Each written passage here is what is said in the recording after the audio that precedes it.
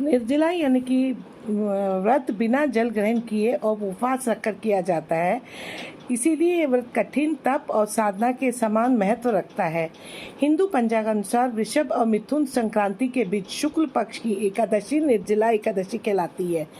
इस व्रत को भीमसेन एकादशी या पांडव एकादशी के नाम से भी जाना जाता है और इसे रुक्मिणी एकादशी के नाम से भी जाना जाता है, क्योंकि इसी दिन श्री कृष्ण ने रुक्मिणी माता के साथ में विवाह किया था। पौराणिक मान्यता है कि 5 पांडवों में एक भीमसेन ने इस व्रत का पालन किया था और बैंकुट को गए थे, इसलिए इसका नाम भीमसेन एकादशी भी हुआ। निर्जला एकादशी का व्रत कर लेने से ही अधिक मास के 2 एकादशियां सहित साल की 25 एकादशी व्रत का फल मिलता है।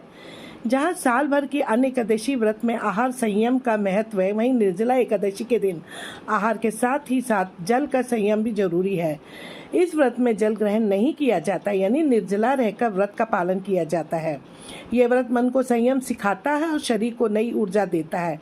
ये व्रत पुरुष और महिला दोनों द्वारा किया जा सकता है। निर्जला एकादशी आप कर रहे हैं तो इन बातों का ध्यान रखें कि कम से कम बोलें और हो सके तो मौन रहने की कोशिश करें। दिन भर न सोए, ब्रह्मचार्य का पालन करें और पवित्रीकरण के समय जल आचमन के अलावा अगले दिन सूर्योदय तक पानी नहीं पिए, झूठ ना बोलें, गुस्सा और विवाद ना करें। अब इस दिन श्रद्धालु स्त्री पुरुष के लिए जो विशेष दान और कर्तव्य है वो सुनो।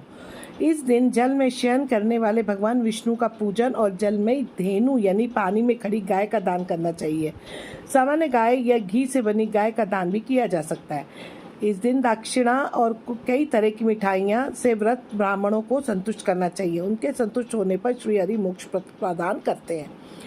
जिन्होंने श्रीहरि की पूजा और रात्रि में जागरण करते हुए इस निर्जला एकादशी का व्रत किया, उन्होंने अपने साथ ही बीती हुई 100 पीढ़ियों को और आने वाली पीढ़ियों को भगवान वासुदेव के परम धाम में पहुंचा दिया। निर्जला एकादशी के दिन अन्न, वस्त्र, गौ, जल, शैया, सुंदर आसन, कमंडलू तथा छाता दान करना चाहिए। जो श्रेष्ठ तथा सुपात्र ब्राह्मण को जूता दान भी कर सकते हैं, वह सोने के विमान में बैठकर स्वर्गलोक में प्रतिष्ठित होता है। जो इस एकादशी की महिमा को भक्तिपूर्वक सुनता अथवा उसका वर्णन करता है, वह स्वर्गलोक में जाता है। चतुर्दशी युक्त अमावस्या को सूर्य ग्रहण के समय श्राद्ध करके मनुष्य जिस फल को प्राप्त करता है, वही फल इस कथा को सुनने से मिलता है।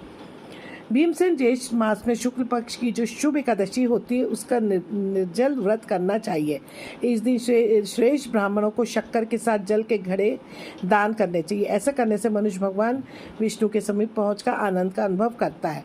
इसके बाद द्वादशी को ब्राह्मण भोजन कराने के बाद स्वयं भोजन करें। जो इस प्रकार पूर्ण रूप से पाप नाशनी एकादशी का व्रत करता है, वह सब पापों से मुक्त हो आनंदमय पद को प्राप्त होता है। निर्जला एकादशी में हमें पानी नहीं पीना, तो सारा दिन हम कैसे रहे बिना पानी के? तो दोस्तों, मैं यहाँ पे आपको बताना चाहूँगी कि आपको कोई भी शारीरिक मेहनत नहीं करनी है, कोई भी आपको मंदिर नहीं जाना, कुछ नहीं करना। बस आप कमरे में आराम से बैठ जाइए। सुबह नहाने से बाद में आप जो भी जब भगवान को जल चढ़ाते हैं, पूजा करते हैं, और पूजा करने के बाद बिल्कुल राई के दाने के बराबर आप आचमन ले लीजिए और वही आपको पीना है।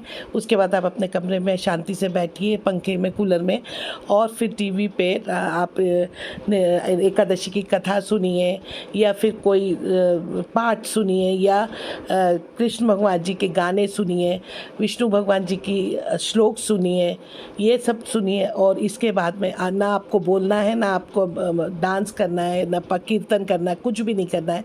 और बस अपने मानसिक स्तर से आप उसको अपने अंदर ग्रहण कीजिए और सारा दिन ऐसे ही व्यतीत कीजिए। और इससे आपको कोई शारीरिक श्रम भी नहीं करना पड़ेगा और आपका जो भगवान के जो भजन है, कीर्तन है, आपके अंदर मानसिक रूप से वो चल रहे हैं और उससे आपको प्यास भी नहीं लगेगी, भूख भी नहीं लगेगी, और इस तरह से आप अपना दिन व्यतीत कीजिए। Wish you all happy Nirjala Ekadashi.